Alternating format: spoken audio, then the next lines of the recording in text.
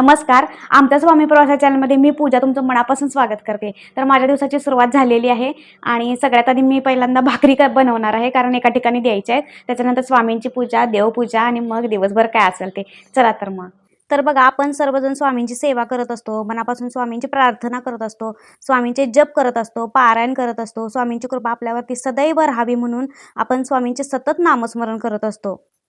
आता एवढं सगळं करून काही लोकांना प्रश्न पडतो, की खरंच स्वामी माझ्यासोबत आहेत का? माझी सेवा त्यांच्यापर्यंत पोहोचते का? तर पीठ जास्त दिवसाचं आहे, त्यामुळं मी थोडंसं उतवणी घेणार आहे, म्हणजे गरम पाणी ह्याच्यामध्ये घालणार आहे.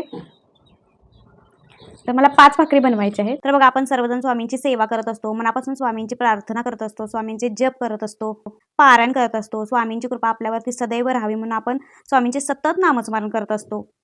स्वामींची सेवा केलेली कुठंही वाया जात नाही. स्वामी कायम आपली राखण करत असतात. आता बघा, घराच्या अंगणात अचानक गाय, कुत्रा, मांजर यासारखं प्राणी जर आपल्या दारात आलेत, तर ते सुद्धा शुभ मानलं जातं, दिव्य संकेत मानले जातात. आता बघा, तुम्ही जेव्हा स्वामी समर्थांचा जप, नामस्मरण, पोथी पाठ किंवा पारायण करत असाल आणि त्यावेळी एखादा जीव तुमच्या जर अंगणात आला आणि काही वेळ असं शांत बसून राहिला, तर त्याच्या रूपात सुद्धा स्वामी तुमच्या दारात आलेले असतात. शांत बसून तुमची पूजा पाठ प्रार्थना किती मनापासून करता हे सुद्धा बघत असतात आणि त्यावेळी तुमची भक्ती स्वामी महाराज स्वीकारतात. आता काही वेळा बघा, कुत्रा, मांजर, गायी यासारख्या म्हणजे असे निरागस प्राणी जे असतात ते घरासमोर येऊन बसतात. तर ती योगायोगाची गोष्ट नसते, तर ती स्वामींच्या अस्तित्वाची जाणीव असते. आता आपल्याला सगळ्यांनाच माहिती आहे, की गाय जर आपल्या घरासमोर येत असेल, तर तो पण एक शुभ संकेत मानला जातो.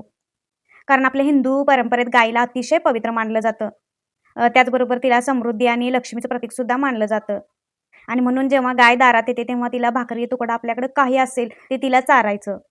कारण तो सुद्धा एक स्वामींच्या कृपेचा संकेत आहे. आणि बघा, ज्या घरात स्वामींची कृपा होते त्या घरात आनंद, ऐश्वर्य, सुख हे वाढतच असतं. हे तर सगळ्यांनाच आपल्याला माहीत आहे.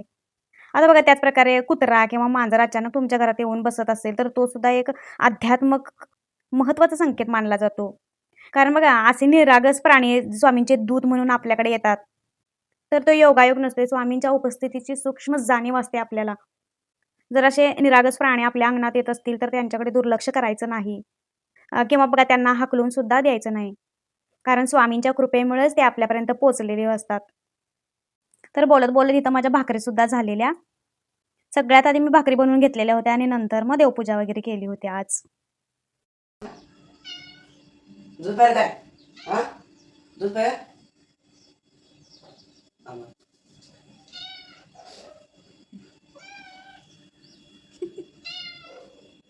आता ही गुबरी पण सकाळी दूध घातल्याशिवाय देवपूजाच करून देत नाही.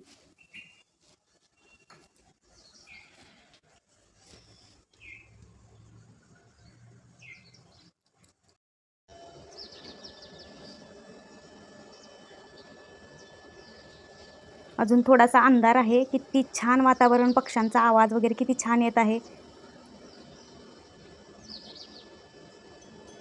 आता भाकरी वगैरे बनवून झाल्यानंतर मी पहिल्यांदा चहा घेतला. कारण चहा घेतला की एक वेगळीच एनर्जी येते. त्यामुळे मी पहिल्यांदा चहा बनवून घेतला आणि मग स्वामींची पूजा करायला वगैरे गेले. स्वामींना अंघोळ वगैरे घालून घेतली. त्याच्यानंतर स्वच्छ पुसून कपडे वगैरे पण म्हणजे त्यांचे पोशाख वगैरे पण घातला. पण त्याच्या अगोदर हे अत्तर, गंध वगैरे, माळा वगैरे घालून घेतलं मी. आता बघा, काही पुण्य अशी पण करायची असतात, की त्याचा साक्षीदार देवाशिवाय कोणी नसावा. म्हणजे बघा, आपण पुण्य करावं, पण त्याचा देखावा करू नये. आयुष्यात बघा, प्रत्येकाला टेन्शन असतं, प्रत्येकाची दुःख असतात. म्हणून फूल बनून हसत राहायचं, जीवन जगायचं. हसता हसता दुःख विसरण्याचा प्रयत्न करायचा, त्यातूनच जीवन जगण्याचा पण प्रयत्न करायचा. आता भेटल्यामुळे सगळ्यांनाच आनंद होतो, पण न भेटता नाती जपणं हेच खरं जीवन आहे. कारण बघा, आत्ताच्या धावत्या जीवनात बघा, कोणी कुणाला वेळ देऊ शकत नाही, कोणी कुणाचं मन जपू शकत नाही. वेळ काढावा माणसानं, कारण आयुष्य लाईफ हे एकदाच स्वामींची पूजा वगैरे सगळी झालेली माझी. त्याच्यानंतर मी स्वामींना नैवेद्यासाठी आज बर्फी आणली होती, म्हणजे गोड बर्फी होती, ती ठेवलेली आज स्वामींना. तर नैवेद्य वगैरे सगळं दाखवून घेतलं. नंतर स्वामींना नमस्कार केला. स्वामींना सांगितलं, माझी साधी पूजा तुम्ही मान्य करून घ्या, काही चुकलं असेल तर क्षमा करा. आणि त्याच्यानंतर मी बाहेरचं आवरून घेतलं.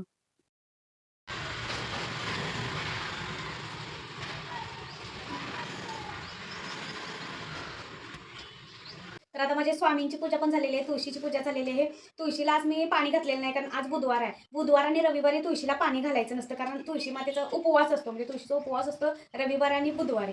त्यामुळं मी पाणी नाही घातलं, फक्त हळदी कुंकू लावून अगरबत्ती वगैरे ओवाळलेली आहे. आणि आता मी चाललेली आहे चपाती करायला. चपाती झाल्यानंतर स्वयंपाक करणार आहे. इथं मी स्वामींना पुन्हा नमस्कार केला, कारण मी बाहेर चाललेलो. तर आम्ही नेहमीच म्हणजे आता स्वामींची स्थापना केल्या म्हणून नाही, तर नेहमीच कुठेही बाहेर जाताना स्वामींचं दर्शन म्हणजे स्वामींना पाया पडून स्वामींना सांगून जातो आम्ही.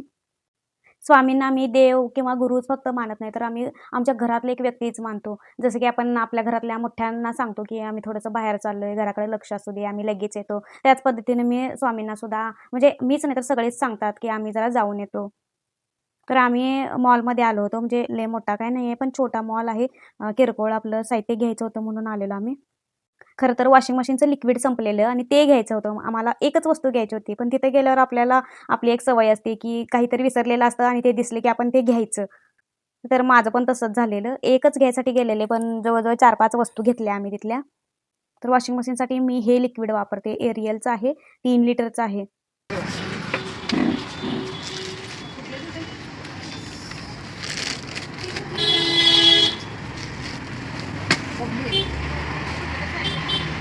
त्याच्यानंतर आम्ही मोबाईलच्या दुकानमध्ये आलेलो. मोठा नाही, पण छोटा बटनाचा मोबाईल घेतला आम्ही आईसाठी.